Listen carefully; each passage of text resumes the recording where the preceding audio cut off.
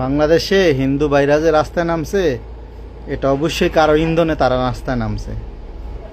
হোক সেটা ভারতের ইন্ধন, হোক সেটা বাংলাদেশের কারো ইন্ধন, যে কোনো মানুষের ইন্ধনেই তারা রাস্তায় নামছে।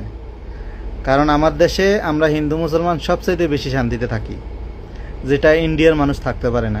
ইন্ডিয়ার হিন্দু মানুষ থাকতে পারে না, মুসলমানের সাথে এত শান্তিতে থাকতে পারে না। কিন্তু আমাদের বর্তমানে পরিস্থিতিটা খারাপ করার জন্য কিছু মানুষ হয়তো হিন্দু করে লাগিয়ে দিছে যে তোরা একটু আন্দোলন কর, তোরা একটু নাস্তায় নাম, এটার জন্য। যাই হোক, অবশ্যই সরকার এটার দিকে দৃষ্টি দিবে।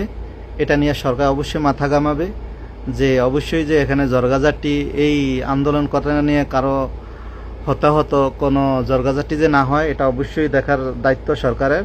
আর এটা কিভাবে গুছিয়ে আনা যায়, কিভাবে এটা সংশোধন করা যায়, এটা অবশ্যই সরকারের দায়িত্ব নিতে হবে।